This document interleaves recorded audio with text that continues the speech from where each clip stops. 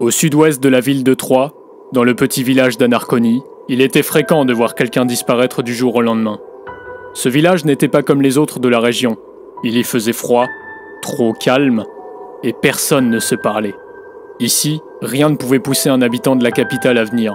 Et pourtant, moi, Antoine de Troyes, pèlerin égaré voulant se rendre à Saint-Jacques-de-Compostelle, je pris l'étonnante décision d'y passer la nuit. Et aujourd'hui, quand j'y pense, je me dis que ma vie ne serait probablement pas la même si je n'y avais jamais foutu les pieds.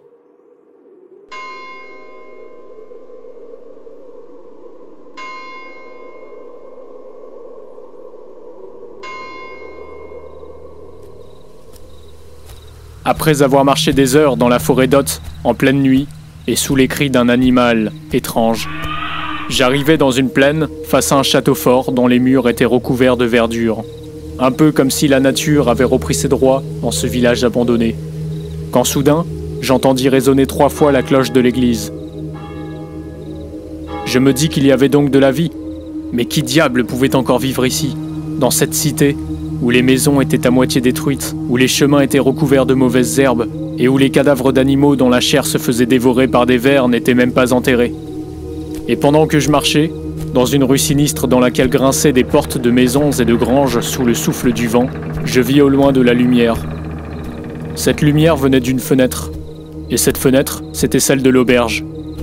Dans l'espoir d'avoir un abri afin de dormir et de repartir dès le lendemain au lever du soleil, je m'y rendis. Arrivé sur place, je vis devant moi une grande maison dominant le village, au milieu d'un vaste jardin dans lequel toutes les statues étaient regroupées au même endroit, au fond du jardin. Ces dernières étaient tellement rapprochées entre elles qu'on aurait dit qu'elles se disaient des secrets. La fenêtre en question, qui était éclairée, se trouvait au rez-de-chaussée. Je pus remarquer que la fenêtre était brisée, comme si un individu lui avait jeté une pierre. Cela semblait récent car je pouvais voir des fragments de verre toujours présents dans le pot de fleurs fanées qui se trouvait juste en dessous. Je m'approchai de l'entrée et frappai à la porte. Il ne se passa rien, dans un premier temps. Puis, frappant une seconde fois, j'entendis une forte respiration se rapprocher de moi, venant de l'autre côté de la porte. Puis une douce odeur de lavande que je pouvais sentir faisant contraste avec celle du lieu, plus macabre. La respiration, qui était lente, commença à s'agiter de plus en plus. Cela ressemblait à la respiration d'une personne en panique. Nous restâmes près de 5 minutes, figés l'un et l'autre, chacun de notre côté à s'écouter nos respirations, sans rien faire, sans rien dire. Les minutes étaient longues, et je ne savais pas si je devais partir ou rester. Quand tout à coup, je vis la poignée bouger et la porte s'ouvrir. Je franchis la porte d'entrée, mais bizarrement il n'y avait personne dans la pièce. Sur place, il y avait des tableaux, une bibliothèque et une réception. Je criai alors « Il y a quelqu'un ?» Pas de réponse. Aucun bruit. Je songeais à partir, mais je n'avais nulle part où aller. Alors je patientais ici, en attendant que quelqu'un arrive, quitte à passer la nuit dans la salle d'attente. Dans la salle d'attente, il y avait des livres à disposition. Beaucoup. Même trop. Il était peu banal de voir autant de livres au même endroit, le papier étant cher et l'encre rare. Et en me dirigeant vers la bibliothèque, une odeur particulière se faisait sentir. Une odeur nauséabonde, comme s'il y avait 1000 rats morts cachés dans les étagères du bas. Puis en regardant un par un les livres pour en choisir un, malgré la poussière qui semblait s'être posée depuis longtemps sur les couvertures, je constatai que tous ces livres avaient été écrits par le même auteur, un certain Clavius Sartor. Parmi ces livres, celui qui m'avait attiré l'attention était un livre dont une représentation d'un hybride entre un loup et un homme était gravée sur la couverture. Je pris alors ce livre et me posai doucement sur un fauteuil qui se trouvait à mes côtés. Le livre, qui était soigneusement écrit et illustré, mettait en scène un dialogue entre plusieurs fidèles au sein d'une secte. Cela me rappelait les rumeurs de sorcières qui se faisaient souvent entendre dans ma région. Et plus je lisais, plus le nombre de pages que contenait le livre semblait s'élever. Je ne comprenais pas. Je me disais sur le moment qu'il s'agissait peut-être tout simplement de la fatigue, car effectivement, la cloche de l'église venait de sonner 4 fois. Cela faisait déjà 1 heure que j'étais là, à attendre l'aubergiste et à lire un livre seul, sur un fauteuil, dans une pièce que je ne connaissais pas. Mais il ne me restait plus qu'une vingtaine de pages à lire. J'en étais au sacrifice d'une fidèle, et l'histoire était vraiment intrigante. Effrayante, mais intrigante. Et je prenais un étrange plaisir à lire ce livre d'horreur dont je voulais tant connaître la suite chaque fois que j'achevais une page. Une peur que je cherchais à ressentir à travers l'écriture. Une peur différente de celle de la vraie vie. Je trouvais que Clavius Sartor était un très bon écrivain. Je me demandais même comment diable était-ce possible qu'une si bonne plume de ce genre m'était passée à côté jusqu'à maintenant. Après avoir fini la dernière page du livre dans laquelle l'élu offrait le cœur de la sacrifier à une divinité nommée Shux, une autre page apparut, comme par magie. Lorsque je voulus la tourner, elle était encore chaude, comme si elle venait d'être écrite à l'instant même où je la lisais. Dans cette page, l'élu découpa les membres du cadavre de la sacrifiée, posa la tête décapitée dont les yeux bougeaient toujours sur un socle de fer planté sur un autel au milieu de maintes bougies et le donna à manger aux fidèles se transformant en bêtes sauvages, de créatures maléfiques poussant de cris abominables et s'empressant de dévorer le corps dont la chair se déchirait au contact de leurs crocs. Pendant que les autres âmes à sacrifier imploraient la pitié au Seigneur, le sang était partout et recouvrait tout le sol de l'édifice. Et l'élu s'y agenouilla avant de réciter une énième prière à la gloire de la divinité Shux, et la dernière phrase de la prière disait « Faites entrer le prochain au 5e coup de cloche ». Un dessin apparut à la suite sur une autre nouvelle page, mais ce dessin me laissa perplexe. Il s'agissait d'un portrait, et j'ai tout de suite reconnu le visage de l'homme qui était représenté. Je le connaissais bien, car ce visage, c'était le mien.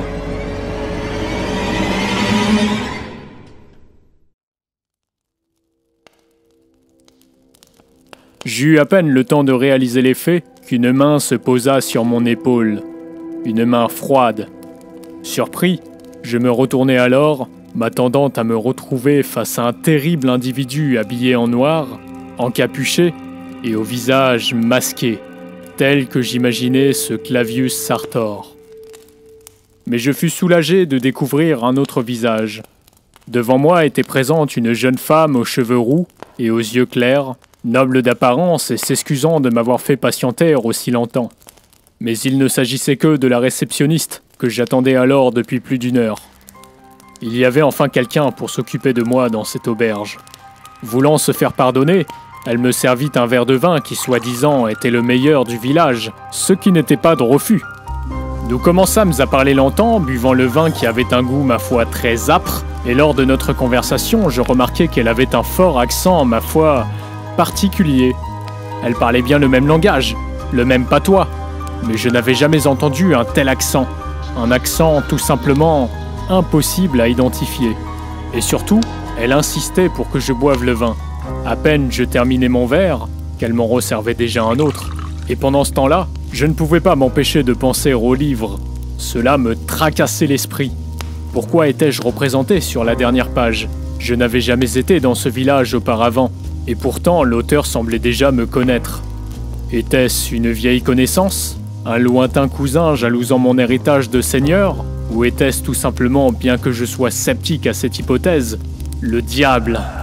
Mes pensées se firent interrompre quand la jeune femme me servit un énième verre de vin. Mais je commençais à être ivre, et de maladresse, j'en renversai sur mes vêtements. Après tout, ce n'étaient que mes vêtements de pèlerin, rien de grave. J'avais tellement patienté que j'étais content de trouver enfin de la compagnie. Le temps passait très vite, bien plus vite qu'aux heures précédentes. Cela faisait déjà un moment que notre conversation avait commencé, et il se faisait tard. Il était temps de se quitter. Au fait, je ne me suis pas présenté. Je m'appelle Antoine de Troyes, lui dis-je. Et à son tour, elle me répondit « Moi, c'est Éléonore. Éléonore Sartor. » Sartor.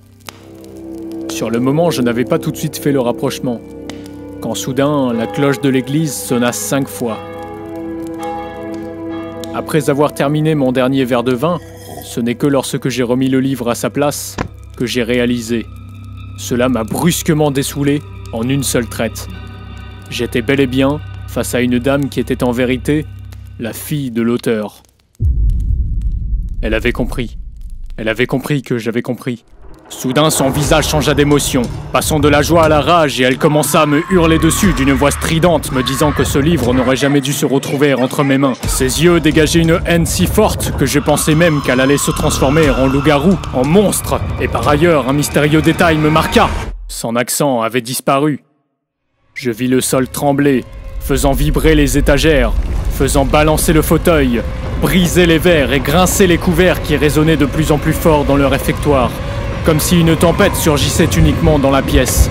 La dame se rapprochait de plus en plus et à chaque pas qu'elle faisait, je voyais son visage se déformer petit à petit avant de disparaître dans une épaisse fumée noire, recouvrant l'intégralité de la pièce. Quand soudain, plus rien. Je me réveille au cœur de la forêt, dans une misérable cabane avec un affreux mal de tête. Il fait encore nuit noire. J'entends les branches des arbres bouger sous le souffle du vent. Je ne sais pas comment je suis arrivé ici, et les souvenirs ne me reviennent pas. Peut-être me suis-je tout simplement écroulé sous la fatigue en plein milieu du chemin de Saint-Jacques-de-Compostelle, et qu'en réalité je ne suis jamais entré dans le village. Alors dans ce cas, l'auberge, la fille, le livre et la secte devaient sûrement être un sombre cauchemar, du passé. Me voilà soulagé, bien que peu serein vis-à-vis de l'environnement qui m'entoure. Car l'obscurité y est totale, oppressante, et j'essaye tant bien que mal de percevoir le peu de lumière que la lune reflète. Tout à coup, un bruit surgit. Il semble proche, très proche. Aussitôt, un deuxième se fait entendre. Cela fait presque un jour entier que je n'ai pas mangé, et je commence à avoir faim. Il y a un animal sauvage qui crie dans la forêt depuis tout à l'heure, le même que j'ai croisé hier. Et même si le clergé me l'aura interdit en ce jour de vendredi saint, je me ferai bien sa peau pour avoir de quoi me rassasier un peu. De toute façon, je n'ai guère le choix. Je ne veux pas mourir de faim seul dans cette forêt, quitte à commettre un péché. De plus, cela me rappellera les loisirs quotidiens de ma noble famille, la chasse. Mais je n'ai rien sur moi. Pas d'arc, pas d'arbalète, juste un simple couteau en guise de défense, et je suis seul. Je sais que je ne pourrai pas en tirer grand-chose, mais je suis affamé. Alors je me rhabille et pars désespérément à la chasse. Seulement, un petit détail m'attire l'attention à cet instant. Je remarque que mes vêtements sont tachés de vin. Je remarque également sur mon avant-bras une mystérieuse scarification, une signature, celle de Clavius Sartor. Alors c'était vrai. Moi qui pensais qu'il s'agissait d'un simple cauchemar, cela n'en était pas un. Il y a donc réellement le gourou d'une secte qui me recherche à l'instant. Alors immédiatement, je change d'avis. Je ne pars pas chasser. Je pars définitivement, le plus loin possible du village dans l'espoir d'en trouver un autre au-delà de cette forêt. Je marche de plus en plus vite. Ma jambe gauche me dit cours et ma jambe droite me dit sois prudent. Bref, je pars. Je n'y remets plus jamais les pieds et je reprends mon chemin en direction de Saint-Jacques-de-Compostelle. Les heures passent. Il fait froid. L'étrange animal que j'avais déjà croisé crie toujours, et il fait nuit noire. Toujours nuit noire dans cette forêt. Quand soudain au loin j'entends un chant. Une voix féminine, suivie de voix masculine. Le chant me semble religieux. Il est suivi d'une prière dont je n'arrive pas à identifier la langue. Ce n'est pas du latin, ce n'est pas du patois de la région, ni du François. Qui diable sont ces personnes? Que viennent faire ces gens dans cette forêt, en pleine nuit? Cela doit faire plus de 2 heures que je marche en direction du sud, et j'ai l'impression que le chemin est interminable. Rien ne change depuis que je suis arrivé. Les arbres, les mauvaises herbes sur le chemin, le vent, le froid. De plus, je me sens suivi en permanence par cet étrange animal qui rôde autour de moi sans que je l'aperçoive. Ce n'est pas seulement parce qu'il fait noir et que je n'y vois rien, mais je suis convaincu que cette forêt est maudite, car je m'y sens oppressé où que j'y sois. Je pense déjà au prochain village que je trouverai sur mon passage. Un village où je pourrais me reposer, manger, dormir et oublier cette sombre histoire. Avec un peu de chance, il y en a un dans 1 heure. Et à l'instant même où j'y songe, je réalise une chose qui me fait froid dans le dos. Le chant et les prières que j'entendais au loin ont soudainement disparu.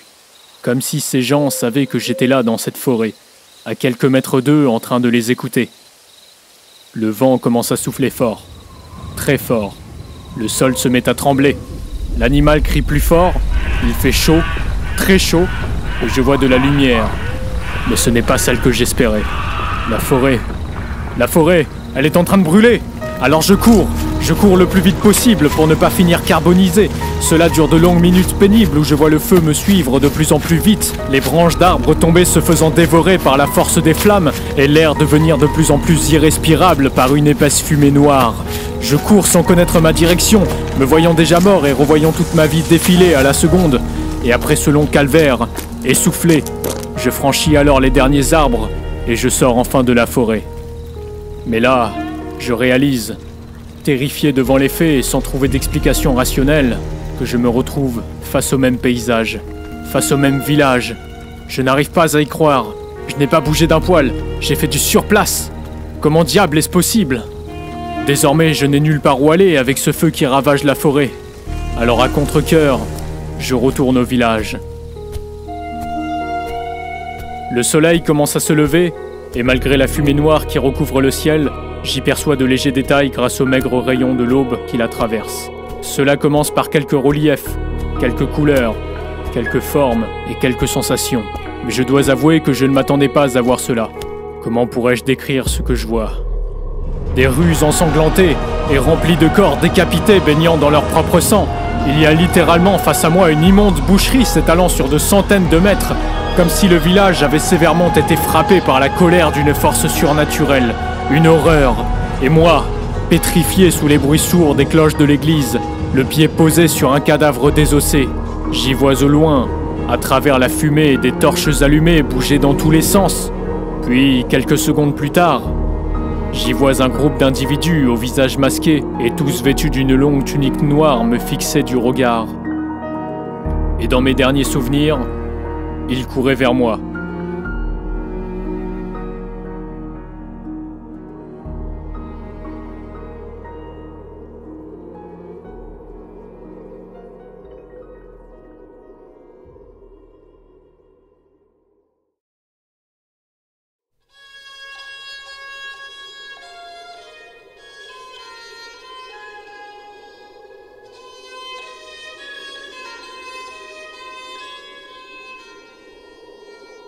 Dans une petite pièce mal entretenue de l'auberge, je me réveille sous le son d'une vielle.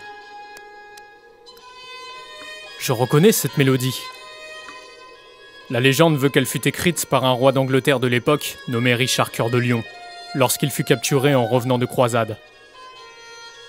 Personnellement, je n'ai jamais vraiment aimé cette chanson que je trouvais trop triste. Mais l'ironie du sort, c'est qu'elle fait aujourd'hui écho à ce que je suis en train de vivre. J'ignore qui joue à cette heure-ci matinale, mais au moins la musique donne vie à ce village que je croyais mort. Cela vient sûrement de dehors, alors je décide de me lever, sans faire de bruit, puis de sortir. Mais malheureusement pour moi, la porte est fermée à clé. Évidemment, ce serait trop beau pour être vrai. Néanmoins, à ma droite, il y a une grande fenêtre de style gothique qui éclaire la pièce. Je m'y approche donc, toujours sans faire de bruit, et je vois un vaste paysage qui donne vue sur toute la forêt d'Othe.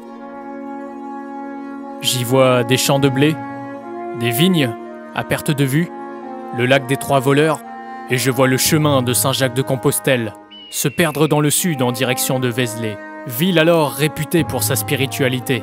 Celle qui ferait dire à n'importe quel pèlerin de France que ce n'est pas la destination qui compte, mais le voyage. Il ne fait pas très beau, et le soleil se lève à peine. Le village n'est pas très grand, mais il y a des remparts entre lesquels plusieurs marchands se sont déjà installés pour commencer leur journée de travail.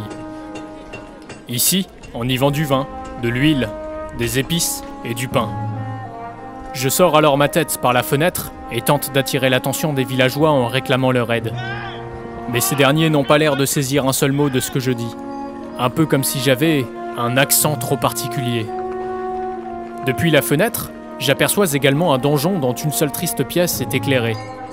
C'est bien d'ici que le son de la vielle provient, car je vois quelqu'un en jouer. C'est une femme aux cheveux roux, et je la reconnais.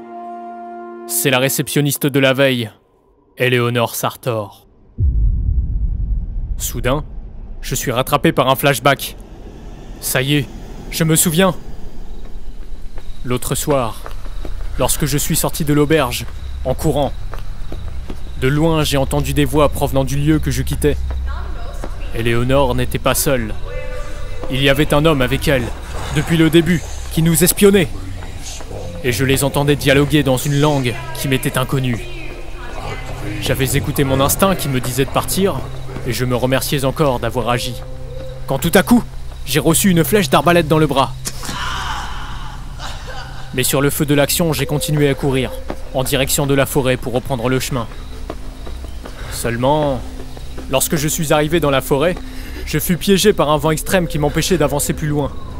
Un vent qui amplifiait étrangement la douleur de ma plaie. Il m'était impossible de franchir ce passage. C'était comme si j'étais paralysé. J'avais beau donner toute ma force guidée par mon instinct de survie, je n'y arrivais pas. Alors sans espoir, épuisé et toujours alcoolisé, je me suis écroulé au beau milieu du chemin, en pleine forêt.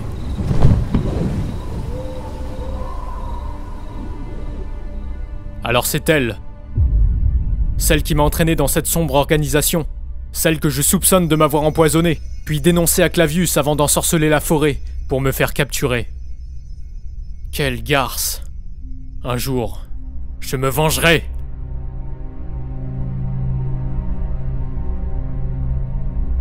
Quand soudain, j'entends de violents pas résonner dans le couloir de mon étage.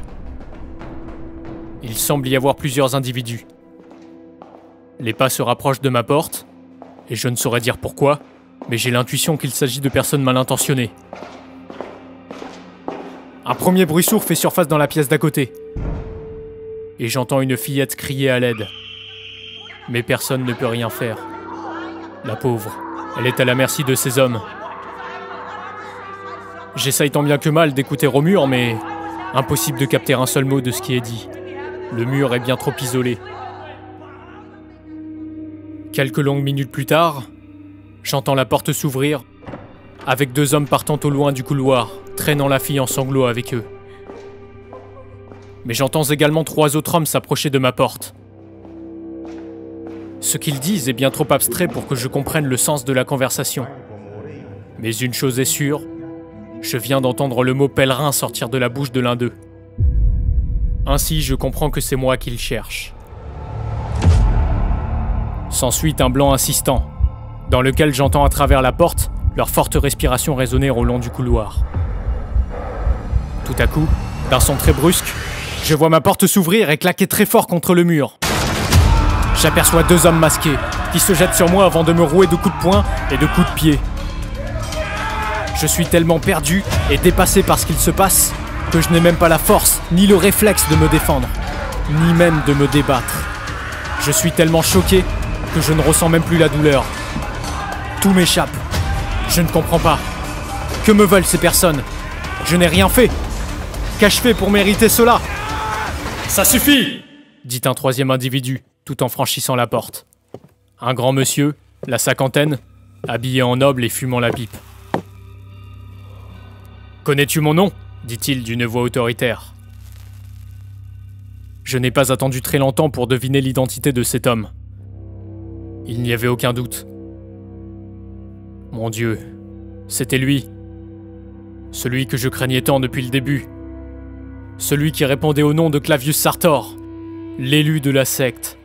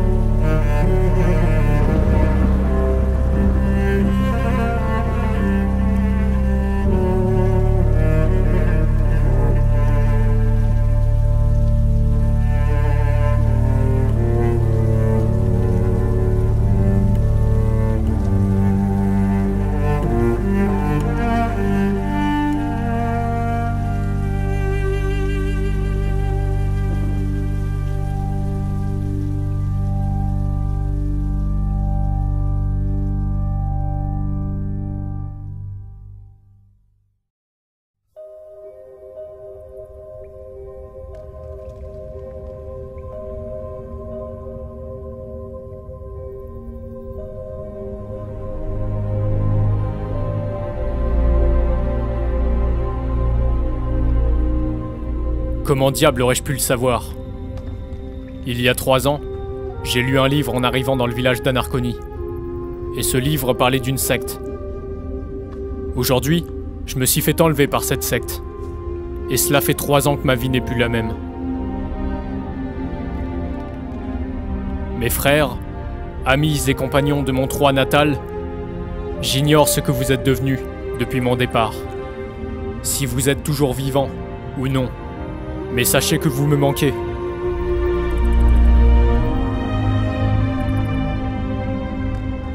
J'ignore toute rumeur qui a pu circuler à mon propos, mais ne vous inquiétez pas, je ne suis pas mort.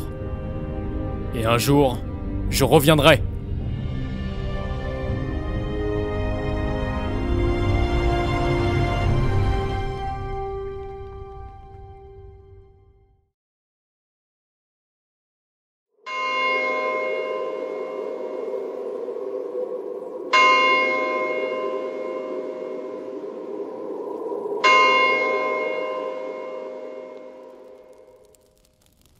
Nous sommes 3 ans plus tard, et je suis toujours dans le village d'Anarconie. Je travaille désormais pour Clavius Sartor au sein de la secte. Il m'a fait réceptionniste à l'auberge. Pour vous présenter les lieux, le château de mon gourou est divisé en 5 parties. Tout en haut, la chambre verte, où les paysans labourent. C'est un jardin artificiel où l'on y fait pousser une plante locale nommée Saganis. Juste en dessous, la chambre bleue, où les artisans travaillent. Elle fait office d'usine et on y produit des potions à base de feuilles de Saganis. En bas, sur 2 étages, il y a la chambre jaune, la mienne, celle qui fait office d'auberge et de taverne. C'est ici que la potion de Saganis est servie et vendue aux villageois. À côté, il y a la chambre rouge, c'est la bibliothèque. Et on y trouve dans cette chambre des reliques et moult livres religieux de confession Shux. Et pour finir, sous terre, il y a la chambre noire. Mais pour être honnête avec vous, je ne saurais dire si elle existe vraiment. La légende raconte que des sacrifices y sont pratiqués.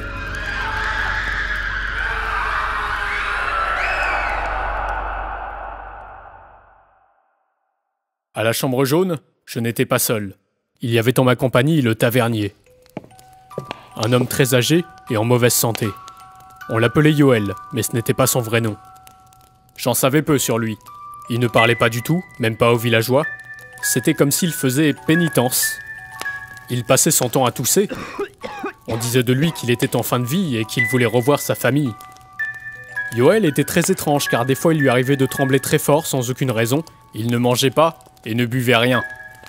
Clavius le méprisait profondément et ne cessait de lui rabâcher la même phrase. « Votre dette n'est pas encore terminée. » Aujourd'hui, je ne sais toujours pas ce que cela signifiait. Il arrivait parfois à Yoel de sortir en pleine nuit pour se rendre à la forêt. Je ne sais pas pourquoi. Puis un jour, on ne l'a plus jamais revu. Bien sûr, étrange était l'environnement, et j'avais bien eu des pressentiments lorsque j'ai accepté le pacte de Clavius. Mais bon, si les affaires marchaient bien, c'était une occasion rêvée. Dans ce pacte, je pouvais fort bien gagner ma vie. Gagner le quadruple de pièces d'or que j'aurais été destiné à gagner en reprenant le fief de mon seigneur de père. Et Dieu sait qu'il ne s'agissait déjà guère d'un mince héritage. Même si ce n'était pas très noble de ma part, cela me permettait d'en finir avec la permanente concurrence à laquelle j'étais confronté en tant qu'héritier. D'en finir avec cette pression de devoir remporter toutes mes batailles et de risquer tous les jours de se faire assassiner par un conspirateur. Bref, si je renonçais à mon destin pour embrasser celui que m'offrait Clavius, je n'avais plus rien à craindre. Alors j'ai fini par m'auto-persuader que mes premiers soupçons n'étaient que le fruit de la paranoïa. Car en vérité, ce dernier a bien tenu parole et m'a fait riche, très riche, à tel point que même la noblesse du royaume m'aurait jalousé. Je pouvais m'acheter n'importe quelles épices rares, n'importe quel costume, prendre des bains chauds tous les jours, manger avec des couverts en or en bonne compagnie, et me payer des trous verts pour mettre l'ambiance dans mes dîners mondains. La sombre pièce dans laquelle je vivais était devenue un véritable palace en l'espace de 3 ans. Ma maison. Et ici, la vie était belle. Mais bien sûr, il y avait des règles majeures à respecter. Ne jamais sortir de l'Anarconie, abandonner la croix, et ne surtout pas consommer d'Aganis. Voilà les 3 péchés capitaux du Shux. Depuis que je suis là, je me suis contenté de respecter ces règles et de ne jamais trahir la secte. Je faisais confiance à Clavius, et je sentais qu'il m'acceptait enfin dans sa communauté. Oui, j'avais réussi à trouver ma place au sein de la secte. Cependant, un arrière-pressentiment demeurait quand même toujours au fond de moi. Car même si je voyais désormais Clavius comme mon sauveur, une partie de moi ne cessait guère de se mettre en garde. Il y avait bel et bien des choses suspectes qui se passaient dans le château. Des collègues qui disparaissaient du jour au lendemain, des odeurs nauséabondes qui surgissaient dans les pièces sans aucune raison, les plats peu appétissants que le tavernier servait aux villageois, ou encore les coutumes étranges de certains fidèles. Mais à chaque fois que j'y pensais, je ne m'y attardais guère dessus et mettais tout cela sur le compte du choc culturel. Pour moi, ce n'était pas une raison valable pour que je déserte la secte. C'est ce que je me disais tous les soirs, pour me rassurer, avant de découvrir la vérité.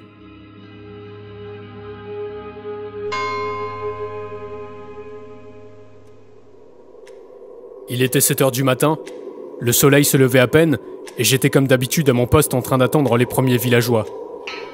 Soudain, je vis de la fumée passer à l'intérieur de la réception depuis ma fenêtre brisée. Croyant au début d'un grand feu dans le village, j'ouvris la porte et sortis dehors dans le but d'observer ce qu'il se passait. Quand j'entendis à ma gauche une voix inconnue me dire quelque chose. « Les villageois parlent de ton argent, Antoine. Moi, j'aimerais parler de ta dignité, si seulement tu l'avais gardée. » Je me tournai alors vers cette mystérieuse personne qui avait l'audace de me parler ainsi.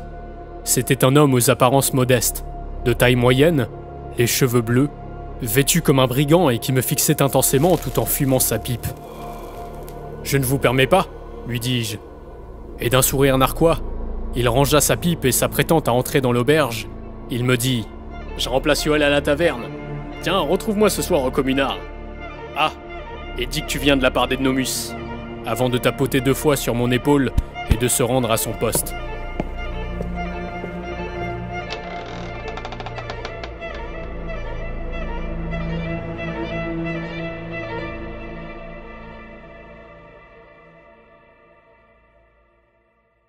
Cet homme ne m'inspire aucune confiance, et quelque chose me dit que c'est un imposteur, un espion. Je ne sais pas ce qu'il attend de moi, et je me demande bien d'où est-ce qu'il connaît mon nom. Personnellement, je ne le sens pas. Cet homme m'a l'air trop suspect, je n'irai pas au communard ce soir, et j'oublie vite cette altercation. Je me remets donc vite au travail, mais la journée s'annonce difficile, car étrangement aujourd'hui, les villageois débarquent tous de manière brutale et très sauvage, comme s'ils se battaient pour avoir la première place à l'auberge. C'est bien la première fois que je vois ça. Ils sont bien trop nombreux et l'auberge aura du mal à tous les recevoir. Certains sont même venus de Sens, d'Auxerre, d'autres de Joigny, ou encore de Vézelay. Mais pourquoi sont-ils si nombreux aujourd'hui précisément? Il n'y a pas d'événement, ni de fête prévue en cette date, et rien n'est gratuit. Pendant que je me pose la question, la réception est déjà noire de monde et j'entends de nombreux villageois qui commencent à hausser le ton. Comment ça, c'est complet? Vous vous foutez de moi? J'ai fait 50 bornes pour venir jusqu'ici, moi. Étant seul et incapable de tous les gérer, je me rends alors à la tour de Caise où se trouve le bureau de Clavius pour demander du personnel en plus à la chambre jaune. Mais même ce dernier ne veut rien entendre. On ne peut pas se permettre d'être incompétent quand on vend les meilleures potions de la région, dit-il en me faisant signe de retourner très vite à mon poste. Durant la journée, les heures passent très lentement, le travail est dur, les villageois sont désagréables et irrespectueux, seules les cloches de l'église me redonnent l'espoir lorsqu'elles sonnent 1 heure de plus. Et le soir, pour couronner le tout, Clavius revient vers moi m'informer que par manque de place dans l'auberge, mon local personnel servira à loger les villageois. Je n'en reviens pas. Il est hors de question que je passe la nuit avec ces ivrognes qui m'ont insulté tout au long de la journée. Mais que voulez-vous? Le client est roi et je vends une potion de qualité. Me voilà enfin libéré de ma journée. Je suis dans la taverne et je m'apprête à éteindre les dernières bougies. Les villageois se sont installés dans leur loge et j'entends les ronflements de ces ivrognes résonner tout au long des couloirs. Je suis debout depuis 6 heures du matin et bien épuisé. Alors je me pose doucement sur un fauteuil, réfléchis un instant et pense à cette dure journée que j'ai dû passer. Ah, quelle ordure ce Clavius, qui ne compte pas sur moi pour que je revienne demain. Quand par tout hasard, je repense à l'étrange altercation de ce matin. C'est con à dire, mais il m'intrigue, cet homme aux cheveux bleus. Ednomus. Je veux savoir qui il est. J'éteins alors les bougies et m'apprête à franchir les portes de l'auberge, quand tout à coup j'entends une voix féminine m'interpeller depuis derrière. « Tu ne devrais pas écouter cet homme, Antoine. Il est faux. » Il fait tout noir dans la pièce, mais je reconnais cette voix. C'est celle d'Éléonore. Ah, encore cette garce qui se mêle des affaires des autres. Et toi, tu ne devrais pas écouter ton père, lui dis-je sur le coup de la colère, avant de mettre fin à la conversation puis de claquer la porte brutalement.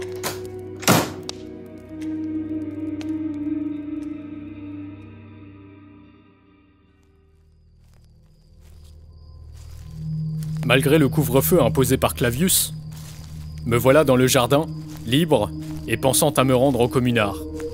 Il fait déjà nuit, le village est très calme et les rues sont vides. Ne sachant pas où se trouve le communard, je décide de prendre le chemin du sud qui mènera forcément à quelque chose. La cloche de l'église qui vient de sonner indique qu'il est 23 h, et je marche au milieu des maisons inhabitées et des ateliers fermés. Quand j'y pense, je me dis que c'est marrant. Cela fait 3 ans que je suis là, et je n'ai jamais mis le pied aussi loin. Qu'est-ce que ça fait du bien de respirer autre chose que l'odeur de la Saganis. À quelques trentaines de mètres, j'aperçois enfin les remparts du sud. J'arrive dans le quartier ouvrier et paysan. Il y a un vaste champ qui domine le territoire, et je vois au loin de la lumière. Celle-ci provient d'une petite chaumière se trouvant au pied des remparts du sud. Ça doit être le communard. Je traverse donc le champ, m'approche doucement du lieu, et plus j'avance, plus j'entends les rires de personnes ivres dansant et chantonnant sur de la musique traditionnelle. Arrivé sur place, je toque à la porte. La musique s'arrête soudainement. Les lumières s'éteignent, et j'entends des pas se rapprocher doucement à travers la porte. À l'intérieur, il doit sûrement y avoir une dizaine d'individus. Certains murmurent que c'est encore cette satanée milice qui vient faire sa ronde. D'autres disent que c'est tout simplement un animal égaré. Et d'autres pensent que c'est un voisin rabat-joie allant pour la énième fois se plaindre du bruit.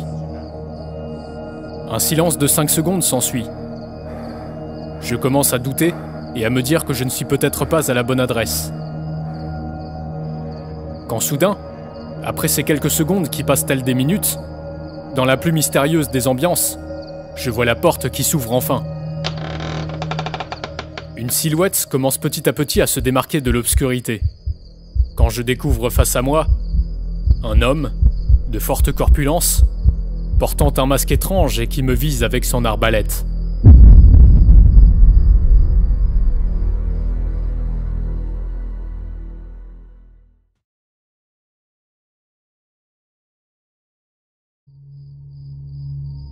Je suis devant la porte d'entrée de ce qui semble être le communard, et l'homme à l'arbalète me vise toujours. Ce qui est curieux, c'est qu'il ne bouge pas d'un poil, et qu'il ne dit rien. Je n'entends même pas sa respiration. Il reste là, figé, et prêt à tirer au moindre geste de ma part. J'essaye alors de m'exprimer malgré mes bégaiements causés par la peur. Je ne suis pas là pour vous faire du mal, monsieur. Je viens de la part d'Ednomus. Mais le silence demeure toujours et l'homme semble ne pas réagir. A-t-il au moins écouté ce que j'ai dit? Bon, j'ai compris. Je dois probablement pas être le bienvenu ici. Et de toute façon, je ne sais pas ce qui m'a pris de sortir de l'auberge.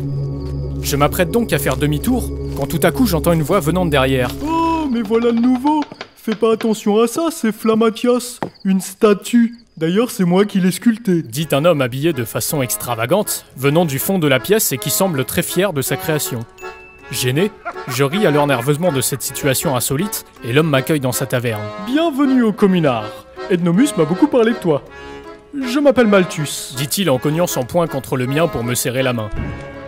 Contrairement à l'auberge où je travaille, cette taverne est très mal entretenue. Les murs sont envahis de graffitis, les fenêtres sont cassées, les tables ne sont même pas débarrassées, et les cadavres de bouteilles d'alcool ne sont toujours pas jetés. En revanche, de nombreuses machines sont présentes dans la salle. Cela me rappelle les outils maniés par les artisans de la Chambre Bleue. Exact. J'ai volé ces machines à mon ancien maître, et je les ai perfectionnées. C'est moi qui fabrique les armes ici, me dit-il d'un ton passionné. Des armes? Mais pourquoi faire? Lui dis-je. Malthus semble ne pas vouloir répondre à ma question et me fait signe de le suivre. Il m'emmène dans une autre pièce vide de la taverne dont une trappe se trouve en plein milieu d'un sol grinçant. Après avoir ouvert la trappe, sans même me poser de questions, je descends ces longs escaliers avec lui sur plusieurs mètres de profondeur. Cela mène à un vaste tunnel éclairé par des bougies où se trouve une trentaine de personnes dansant sur de la musique traditionnelle et chantant avec des voix caverneuses tout en buvant de la bière et de l'hypocrase. c'est que je n'avais pas spécialement prévu de me retrouver dans un banquet où je ne connais personne, lui dis-je. Oui, mais y a de la bonne bière et regarde, y a des belles filles. Me dit Malthus d'un air non convaincant. Tout à coup, je bouscule sans faire exprès un homme qui s'empresse de ramasser sa pinte de bière. Putain, tu peux pas faire attention, dit l'homme d'un air aigri. Je me rends compte en voyant la couleur bleue de ses cheveux que cet homme n'est autre qu'Ednomus. Ah, c'est toi, putain, je t'avais pas reconnu, dit-il après avoir réalisé à qui il parlait. Tu voulais me dire quelque chose, lui dis-je. Tout à coup, son visage devient très sérieux et il me fait mine de le suivre. V'là la mine d'Anarconie. Nos camarades mineurs ont inventé un nouvel appareil, ma foi très pratique, qu'on appelle le Common Curus, me dit-il fièrement en me montrant une technologie révolutionnaire. Un rassemblement de wagons qui se déplacent sur des rails. Je monte avec lui dans cette carrosserie et m'assois sur l'un des tabourets. Fais gaffe, la première fois ça fait gerber, dit-il avant de déverrouiller l'issue. Tout à coup, projeté par un gigantesque ressort, le wagon se met à partir aussi vite que la flèche d'une arbalète au milieu du tunnel. Nous arrivons en moins d'une minute, stoppés par des barricades au milieu d'une grotte, à 10 mètres d'une grande porte mystérieuse. C'est ici, me dit-il d'un air certain. Excuse-moi, mais qu'est-ce qui est ici, lui dis-je. La chambre noire. Diable! Pourquoi m'emmènes-tu ici? Chut, me dit-il en pointant du doigt les deux gardes de Clavius surveillant de chaque côté l'entrée. Un effrayant cri de douleur se fait entendre à travers les murs. Ça, c'est une femme malade. Elle peut plus travailler pour Clavius, celle-là. C'est pourquoi ces enfoirés la sacrifient, dit-il avec haine. C'est horrible. Pourquoi font-ils ça? Lui dis-je. T'as jamais remarqué que la viande avait un goût bizarre en réfectoire? Me dit-il. Que des collègues disparaissaient régulièrement? Ou que le pinard, il avait un goût âpre? En me disant cela, il me fait repenser pour la première fois à un lointain souvenir. Moi, c'est Éléonore. Éléonore Sartor. Faites-moi le plaisir de goûter ce vin. Je suis pas un espion, Antoine. J'étais là depuis le début. Y'a quelqu'un? Y'a quelqu'un? Oh!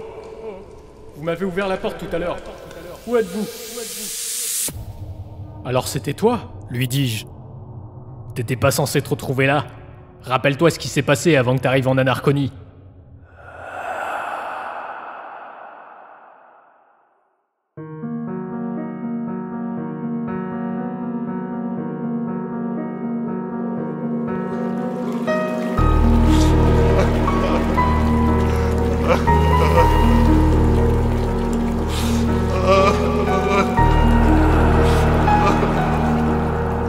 Sire, c'est affreux. Votre épouse s'est donné la mort ce matin.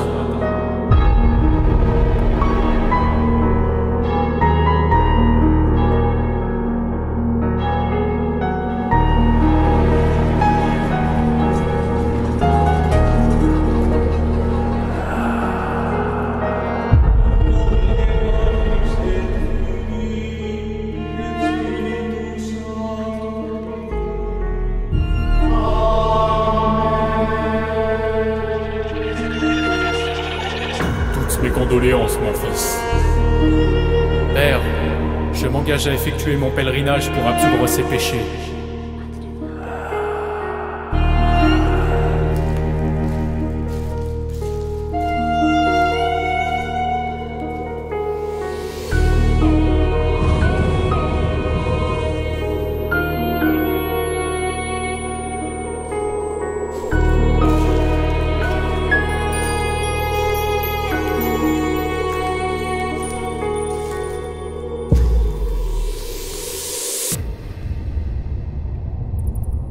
Toujours dans le wagon, je tourne la tête à ma gauche pour m'adresser à Ednomus, mais ce dernier a disparu. Effectivement, j'en suis venu à oublier mon pèlerinage, et bien que riche, je suis devenu l'esclave de Clavius. Ce beau parleur inspirait la confiance, bien qu'elle était illusoire. Et malgré ma méfiance, j'aimais croire que j'avais bien fait d'accepter le pacte, que j'allais réellement purifier mon âme si je faisais tout ce qu'il me disait de faire, tel qu'il semblait me le souhaiter. Depuis que je suis là, j'ai perdu la mémoire et j'ai oublié mon passé. Et chaque jour, c'est de pire en pire. Après toutes ces années, c'est seulement aujourd'hui que je commence à réaliser mon erreur. Je suis devenu riche sur le dos des sacrifiés. Et c'est ainsi que j'ai renoncé à mon destin, à ma foi et à ma personne. L'idée d'avoir servi de la chair humaine aux villageois pendant tout ce temps sans même m'en rendre compte me fait froid dans le dos. Mon Dieu. Alors c'était vrai, la chambre noire existe vraiment. Moi qui pourtant jusque hier niais encore son existence. Un jour, ce sera à mon tour d'être sacrifié. Comme la pauvre dame qui se trouve derrière la porte. C'en est trop. Je ne peux pas continuer comme ça. À partir d'aujourd'hui, je refuse définitivement de travailler pour Clavius. Pour un criminel. Soudain, le wagon se met à faire demi-tour.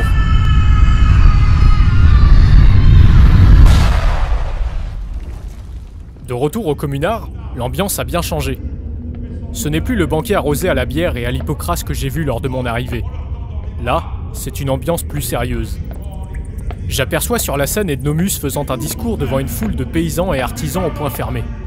Camarades de la chambre verte et de la chambre bleue, aujourd'hui, c'est le jour de la revanche. Entendez-vous le cri sombre des voire-loups dans la forêt? Entendez-vous l'orage battre plus fort que les cloches de l'église? Cette tempête qui règne dans les jachères, c'est un signal. Celui de la force du peuple anarconien lorsqu'il surgit dans son histoire. Nous sommes tous les fils et les filles, les maudits qui sont morts pour la liberté. Mais il y en a un qui nous l'a fait oublier. Clavius Sartor. Lui et sa maudite secte nous ont tout pris. Notre dignité, notre liberté, notre avenir et notre identité. J'ai comme vous été enlevé à la naissance. Et comme vous, mon vrai nom n'est qu'un misérable numéro. Ils nous ont tout pris, mais ils ne prendront pas l'union qui fait notre force. Car la seule façon de perdre contre Clavius, c'est de croire qu'il a déjà gagné. Cela fait trop longtemps que Clavius se fait passer pour notre sauveur, en nous divisant pour mieux régner, en nous faisant croire qu'il est essentiel à notre survie. Il n'en est rien. Je me souviens d'un soir où Clavius nous a qualifiés de brigands. Quelle honte quand on sait que ce seigneur corrompu drogue ses villageois à coups de saganis. Ce soir, camarades, nous nous ferons justice et nous lui ferons payer ses actes. Aux armes!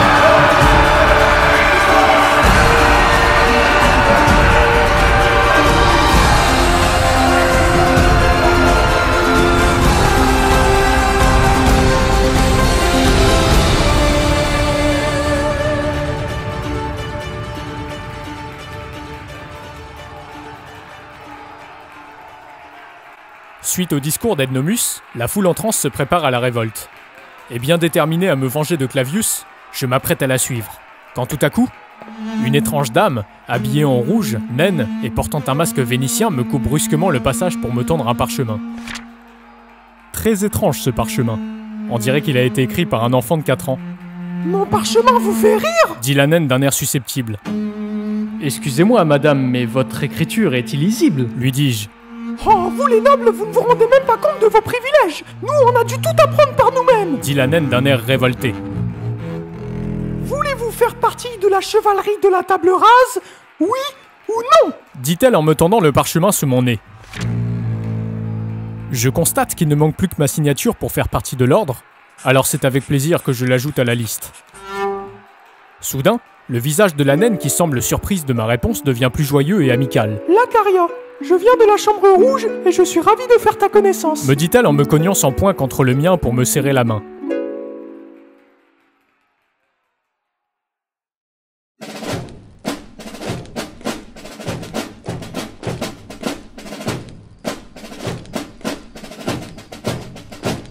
Désormais, je suis malgré moi un chevalier de la table rase, et je suis en marche avec les rebelles.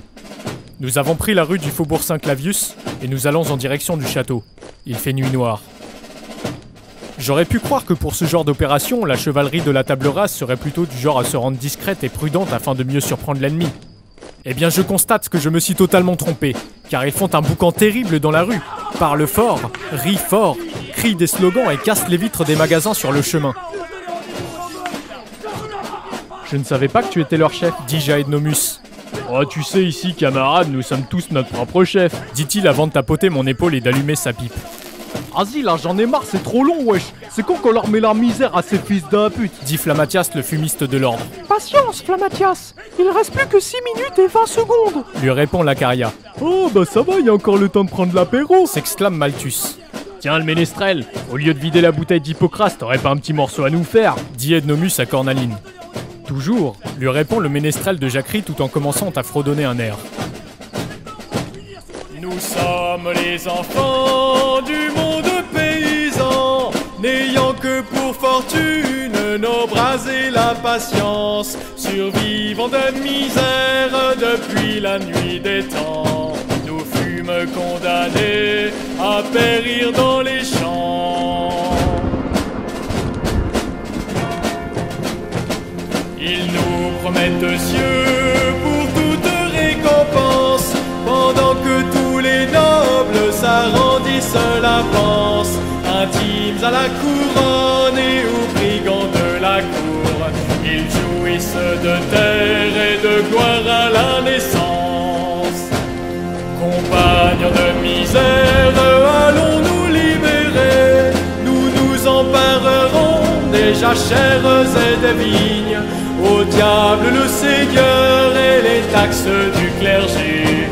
Nous nous révolterons et nous nous ferons justice. Réveillez-vous rebelles, ouvriers et paysans, de toutes les ruelles nous nous ferons entendre. Car voici la tempête qui règne dans les champs, pour partir à la guerre contre tous les tyrans. Car voici la tempête qui règne dans les champs, pour partir à la guerre contre tous les tyrans.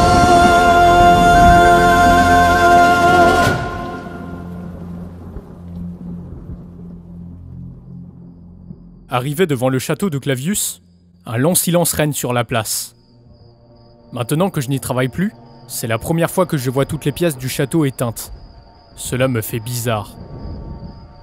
Ednomus, après avoir tiré une dernière bouffée de sa pipe, revient discrètement vers moi et me chuchote. « Hé, regarde, nous quand on est pauvre, on est obligé de faire avec les moyens du bord. » En sortant du coffre de notre ami Malthus, toutes les bouteilles vides qui se trouvaient au communard.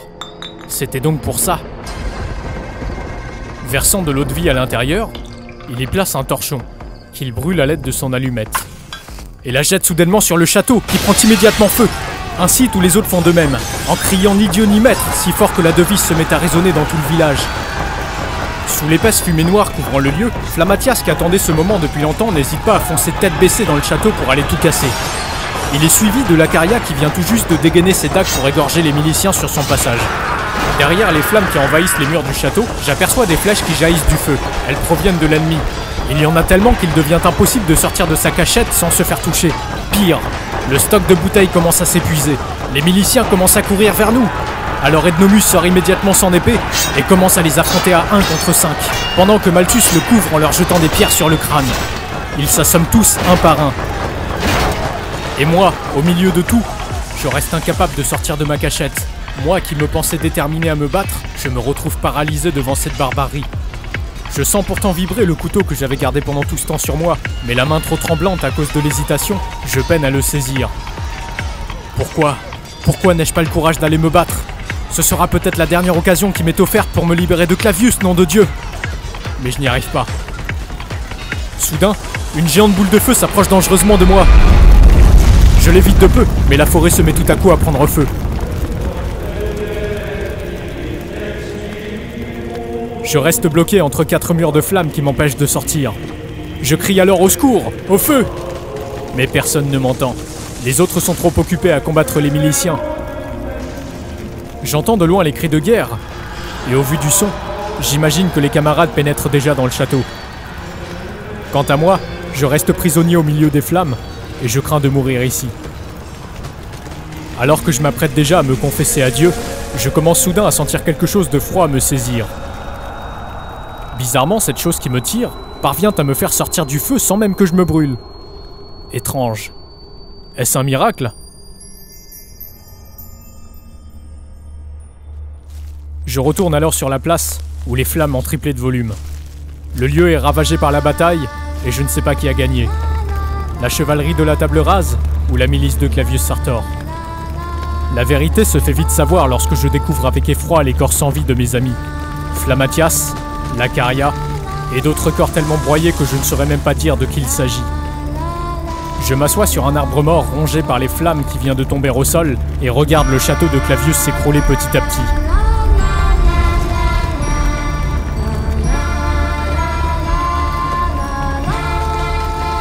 Était-ce vraiment une bonne idée de rejoindre la chevalerie de la Table Rase? Alors que dans ma tête je commence à réfléchir tout en sachant que ma réponse sera tardive, tout à coup au loin j'entends un dernier cri. Je vois quelqu'un sortir des flammes depuis l'auberge et qui court en direction de la forêt. Ednomus, par le ciel, il est toujours vivant. Il reste plus que nous deux, camarades. Cours, crie-t-il en s'enfonçant dans la forêt. Mais la forêt est ensorcelée, on ne peut pas la franchir, lui dis-je tout en commençant à courir. T'inquiète, me répond-il avec aisance. Cet homme est totalement inconscient, nom de Dieu. Il va nous faire tuer, me dis-je. Soudain, une explosion jaillit tout à coup depuis derrière. Ednomus avait posé une dynamite dans le château. Les tremblements et le feu nous rejoignent de plus en plus vite par derrière, et nous donnons tout pour les semer. Ednomus continue à courir au milieu des bois, tout en hurlant de joie comme un fou. Nique le Seigneur, camarade! Haha, mort au tyran! Avant de se perdre petit à petit dans l'obscurité de la forêt.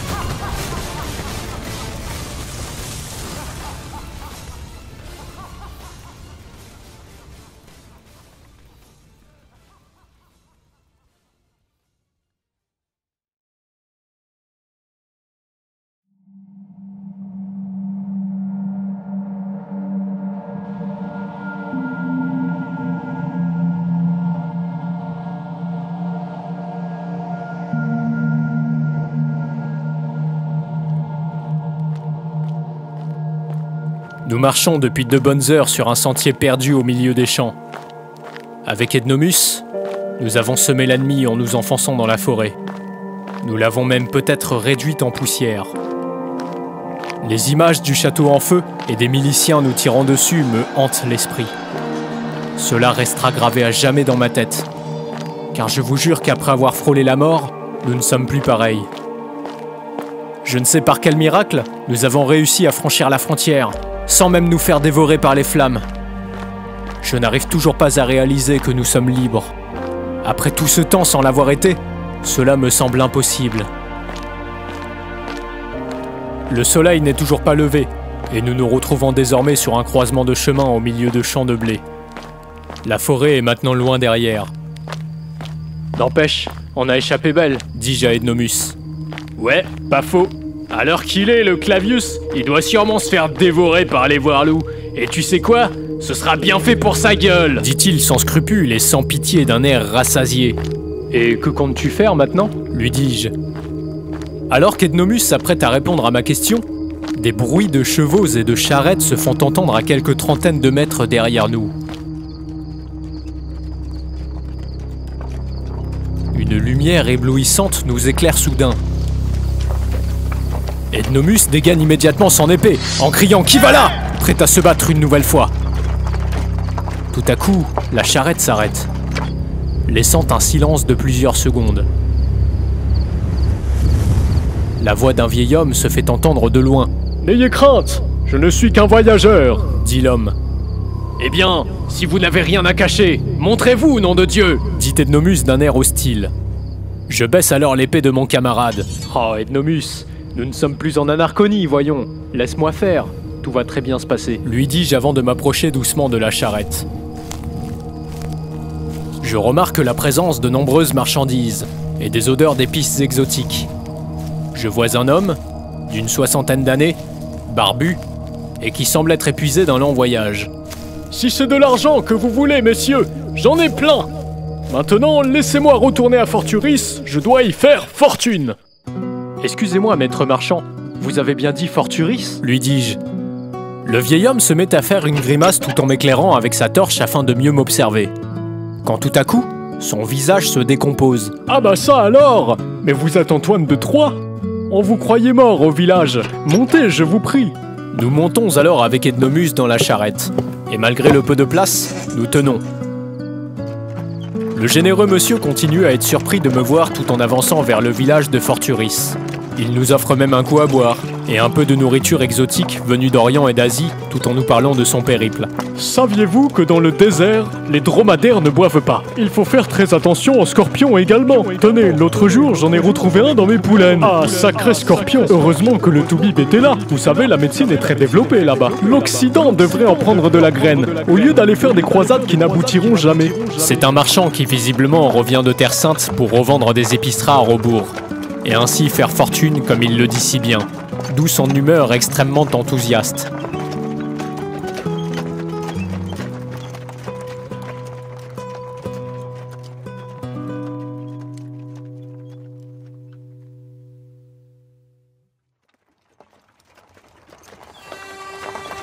Quelques heures plus tard, les premiers rayons du soleil apparaissent et laissent voir un ciel bleu. Je vois de loin une colline avec des remparts et un château fort au sommet du village. Nous nous rapprochons du fief de Forturis, là où mon père Hugon de Troyes est le seigneur.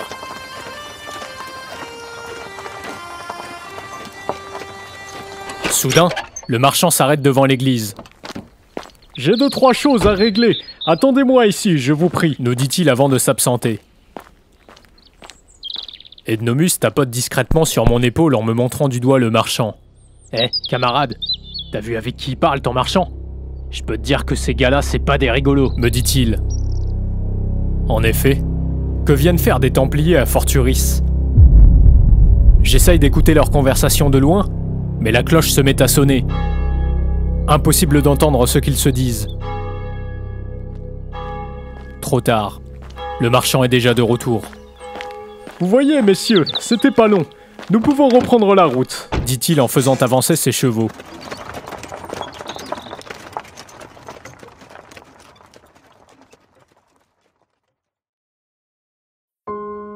Ça y est, nous sommes arrivés aux portes de Forturis.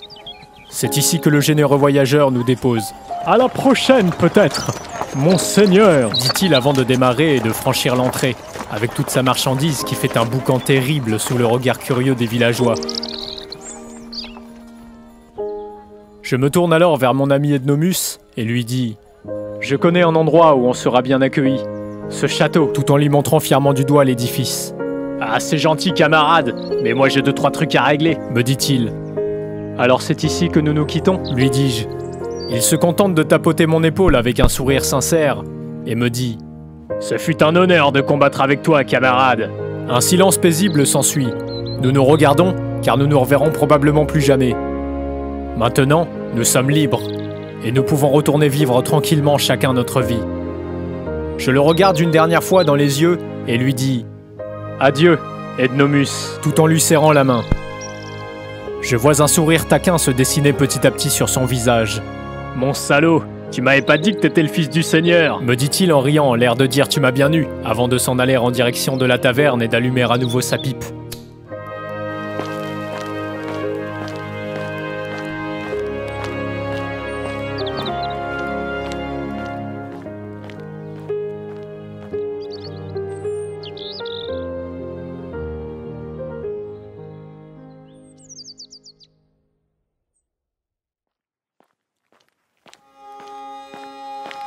Trois ans que je n'étais pas revenu dans ce village. Pour être honnête, je le voyais en plus grand. Mais à ce que je vois, l'herbe est toujours aussi verte et le coin est toujours aussi paisible. Le château de mon père est toujours aussi imposant et je marche en sa direction. La vie est surprenante. Hier, je travaillais encore pour Clavius Sartor au sein de la secte. Et aujourd'hui, me voilà rentrant chez moi foulant l'herbe menue, entouré de ces maisons à colombages qui me sont si familières, ces ruisseaux à l'eau claire qui traversent la cité au milieu des jardins fleuris et verdoyants, ces odeurs d'andouillettes qui parfument les petites ruelles. Sur le chemin, bien que déçu de ne pas avoir terminé mon pèlerinage, je suis content de retrouver la paix. Je l'avais tellement attendue. La Narconie et la secte sont désormais derrière moi. À présent, je suis libre. Je vais pouvoir vivre. Boire du bon vin avec mes amis, cultiver la terre, bien manger, me baigner dans une rivière et lire autre chose qu'un livre de Clavius Sartor devant un bon feu de cheminée.